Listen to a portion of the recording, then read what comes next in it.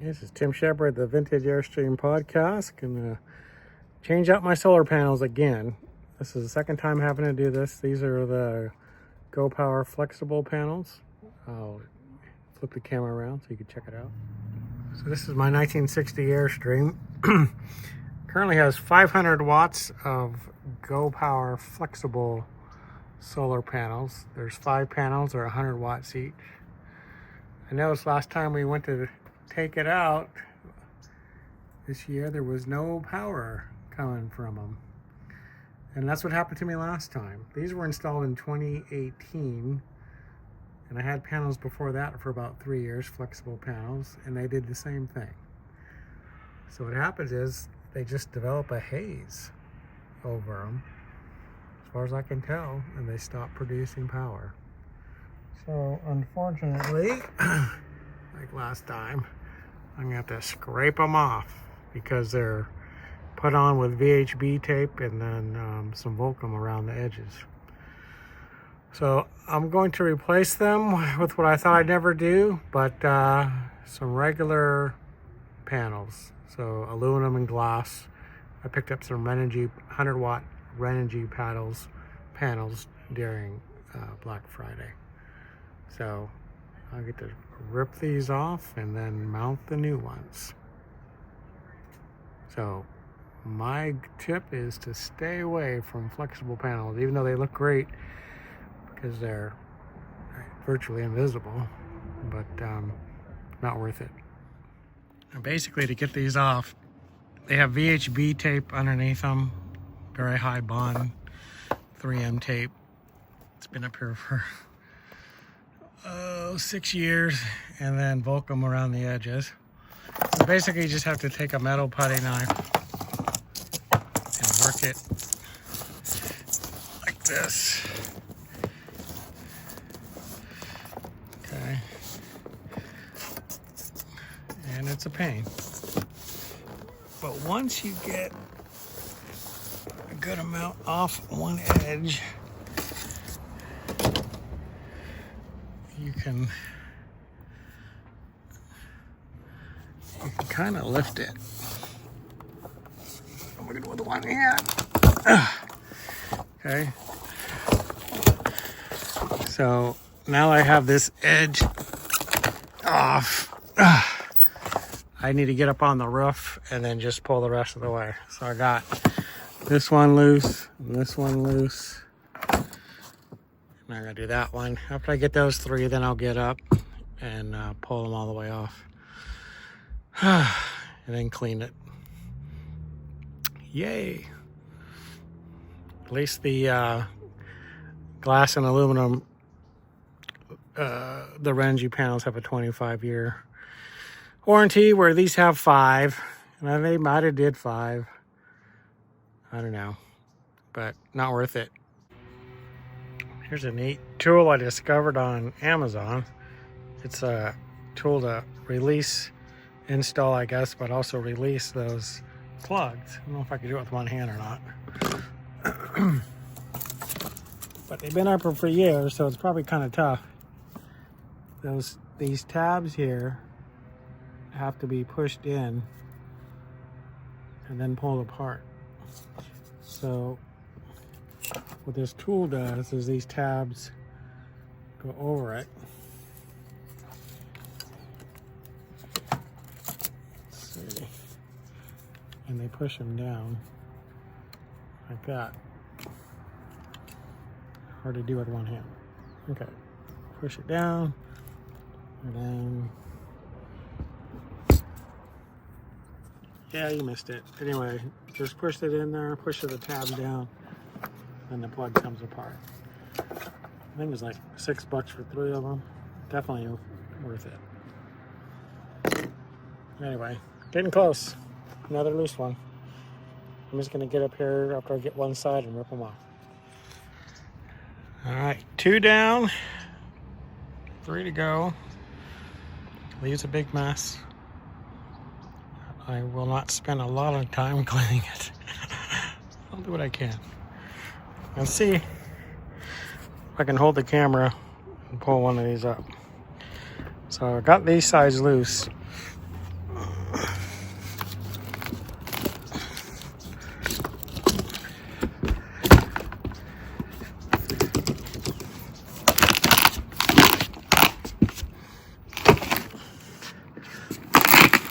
easier with two hands.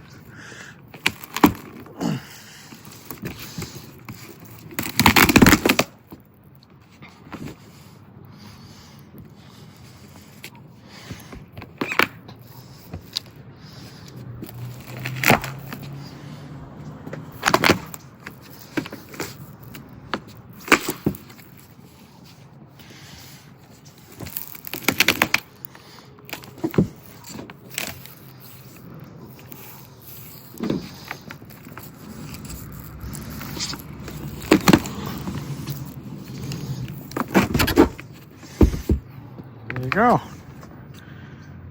One flexible panel removed.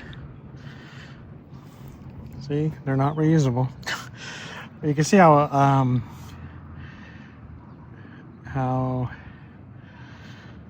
what's the word? Hazy they are, because they should be shiny. And that just happens. That happened to the last set, happened to this set. So I don't think flexible panels are ready for prime time. All right, this will go down with the other two. All right, get these last two off, and then might be it for the day. All right, this is Tim with the Vintage Airstream podcast, working on the panels. Let's see. Let me show you something. Okay, so these are the panels, and these are the brackets. You can get them from Renogy. They're called Z brackets. These ones I got are Sun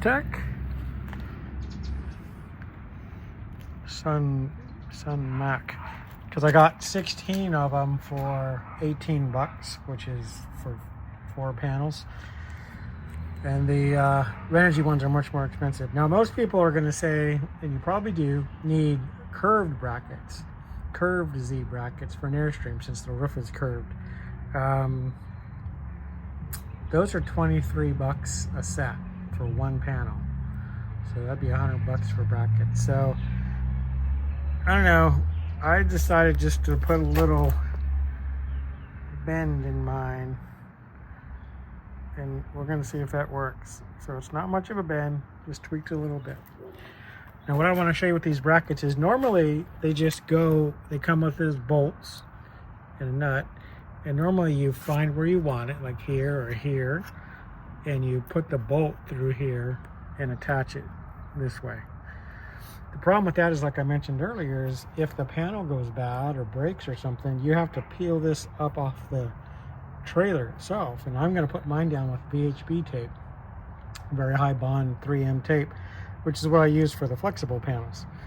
And because there's really no way to get underneath here, it's really low on the trailer. So just surfing around the interwebs, I saw a comment where somebody said they use double sticky tape to this bracket, and so I used the VHB tape, which admittedly will make it hard to get off. And then drill holes in the bracket, because there's no holes here usually. So drill holes in the bracket and then run your bolts through here. Not bolts, but sheet metal screws. And so I had sheet metal screws that came with it. They're self-starters. Came with the kit to go into the trailer. Instead, I just used them here. You can see how they come through on the bottom one there. So I pre-drilled it and just ran them through. So theoretically, if the panel goes bad or breaks, I can pull these out and then maybe push something in here or try to separate that tape somehow, or maybe for not. But just a little extra work to do it this way. Make me feel a bit better about being able to maybe take them off. Of course, you'd have to get the same exact panel size. The other way to do it is to do like a track on the trailer and then a crossbar for the panel, but I'm not doing all that. Anyway, there's the update on the mount. This will double 3M tape, sticky tape, which is this stuff here, to the roof. So you got to clean the roof, which I cleaned it okay. And then wipe it down with alcohol, put that on, and then hit it with a J roller once it's mounted. Like that. All right, that's your update. All right, you're installed. Whew. Okay, this has actually been several days since not a lot of sun. Anyway, I'll show you the results of and explain to you what happened, how I got here. As you can see, I couldn't clean the old residue off. I didn't try to too much. So basically, I just kind of offset these a little bit so it'd be clear aluminum. And I cleaned the aluminum and went over it with isopropyl alcohol and water, like the instructions for the VHB tape says. I'd put a little slight bend in the bracket, maybe 5 degrees or something. Seems that that's going to work out fine. Plus the Airstream's metal kind of bends up and down anyways. So they're making full contact. So I laid them up here, and then I took a Sharpie and I put around the bracket about where it should go, so that when I pulled the tape off, I could line it up as best I could. Here's the outside. And we'll swing around to the front. Here's the front two, same kind of deal. Had to offset a little bit more because of the air conditioning vent. And I even had to move the bracket.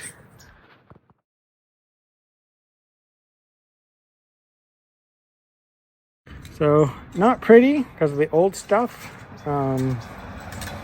but I think it's going to work. Everything's full contact and pushed down, so I'm happy with it. I'm going to let it sit this way for a few days, then I'll come back up with some Volcom and go around the edges of each bracket just to kind of keep the water off, but it's waterproof. But so the way I wired it is I did wired the front two in series. So it's 22 volts, so it's about 44, 45 volts coming out. Same thing with the back. The back are wired to in series, the panels. And then, so that's another about 45 volts. And then they're parallel going down. What I used here is, you can see right here, these pass-throughs, the little red caps, in through my my refrigerator chimney. And so they're just bolts there. I think that's blue. I can't remember. It's the marine stuff. That blue something name. Anyway, those were there originally. So from there I have like I forget now, number 8 wire going down the chimney around to the batteries. And all I had to do is plug in the regular solar fittings and yeah, so these two panels up front are seriesed and then parallel to the back. So what that means is the higher the voltage, the better for cabling. So you lose less power, less current going through the wire. But parallel is better in case some of the panels get shaded. So what I decided to do is series the front and series the back and parallel them together, wiring like I just explained. That way, if the front or the back is shaded, it won't affect the other two panels. So each panel should do about 5 amps. So it should be probably not quite 20 amps. It's like the theoretical max. But anyway, I'm happy with it. Good deal. Black Friday deal. $60 a panel for the Renogy panels. So anyway, that'll conclude this video. Or maybe I'll show what the power is coming out. I have to turn them on still. Okay. All right. Thanks. Okay, here we are inside. This is the lovely wiring. So this is the MPPT charger right there. Not sure why it's doing it now. Oh.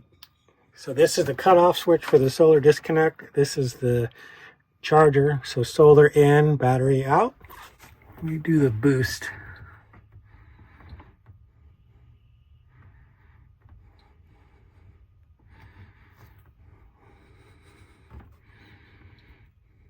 Here, 10.9 amps. 11 amps. Which probably is good since it's the sun is kind of really down. It's winter, so it's at a sharp angle of the trailer. Such much more than I was getting before. I think it's doing some battery. Yeah, the voltage is going up and down. It's doing its smart charger thing. All right. Whew. Tiring and hot. So there you go. Wasn't that bad. Of course, it's a good deal getting those on Black Friday. That's kind of why I did it. Plus, you know, the other solar panels weren't working at all.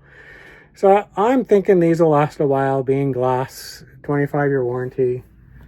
I'd probably stay away from flexible panels. And to me, they don't even look bad. Let's go out and look at the trailer away from it.